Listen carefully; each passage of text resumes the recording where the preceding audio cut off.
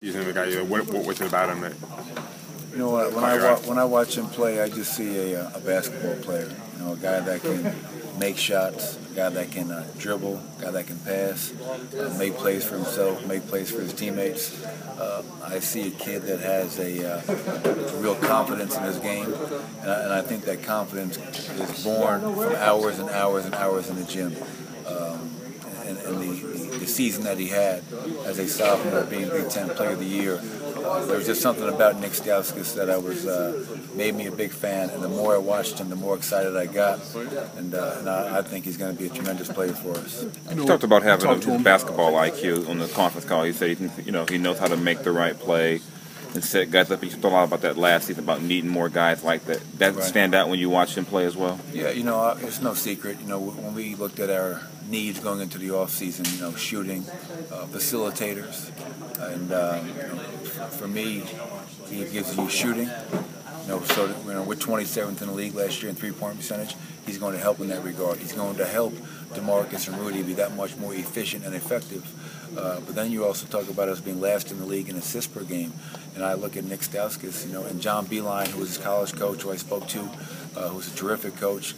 The way he used Nik, he had Nik initiate a lot of their offense. He's a very effective pick and roll player.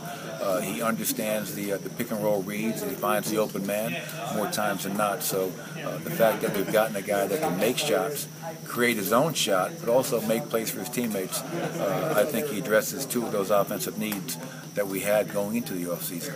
You get a chance to talk to him, and one of the encouraging things that he said is he wants the fans to understand, he wants to earn their trust. Is that what you guys kind of seen when you were talking to him? Yeah, and I think he's going to earn their trust pretty quick. Nik Stauskas is a gym rat. He's a guy that from his freshman year to his sophomore year put on 15 pounds, added 6 inches to his vertical leap, and John Beilein says he's a guy that they had to kick out of the gym. So, I think our fans are going to really appreciate his game, but also come to know him and appreciate him off the court as well. He's a great kid, from Mississauga in Ontario, and I can't wait for him to get here tomorrow night and to start working with him because he's going to be, I think, a very important piece for us moving forward. Michael, one of the things we hear about a lot is are players NBA ready? Is he NBA ready? That will be, we'll find out next season. I believe he is.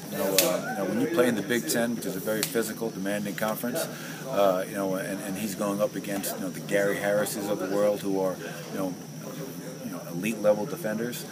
He's shown to me that he can handle that. He can withstand the physicality of the Big Ten.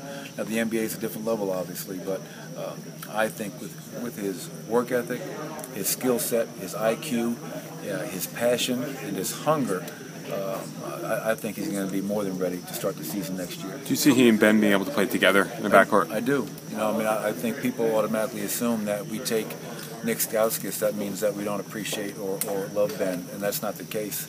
Ben McLemore has had an unbelievable summer so far. He's worked very, very hard. He's gotten better, and I know he's anxious to show that in Summer League in Vegas in a couple of weeks, but, both of those guys can play together. And the thing about Nik that is appealing, as I mentioned earlier, people don't realize this, but I think he can play a little bit of point guard. John Beilein said they, at Michigan, with their coaching staff, felt that he could play point guard for them at times. He has that kind of command of the basketball. He has that kind of court vision where he can initiate your offense. So I don't foresee him and Ben having any problems playing together. Defensively, Coach, where do you see he needs to make improvements? I think the biggest thing for him is, getting stronger. And that's what Coach Beilein said. His biggest challenge coming into the NBA is not going to be can he shoot it, can he handle it. It's going to be can he guard bigger, stronger, quicker guys. And, that's going to be his biggest challenge. And I think he has a high IQ. So from a team defensive standpoint, I think he'll have a pretty good understanding of what we're trying to do and pick up our terminology and concepts fairly quick. Individually, one-on-one, is he going to be able to guard James Harden or somebody like that right away? No, but who can? Those guys are some of the best players in the world.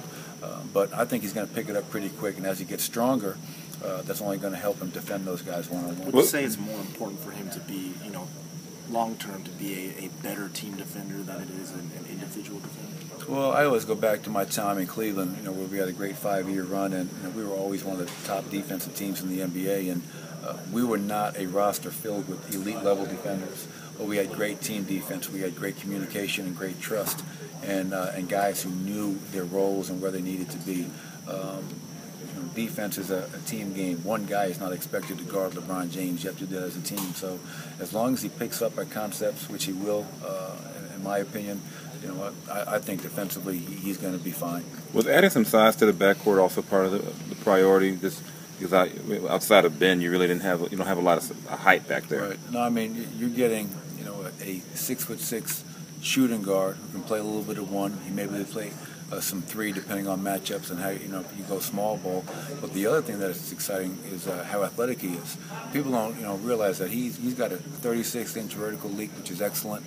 He's shown he can get to the rim, he can finish, and if you get there late, he'll throw it down on you. So he's not just the one-dimensional spot-up jump shooter. We're getting a complete basketball player, and I think that's why we're so excited to get him at 8, because he addressed so many needs and he brings so many different things to the table. Michael, were there many surprises to you?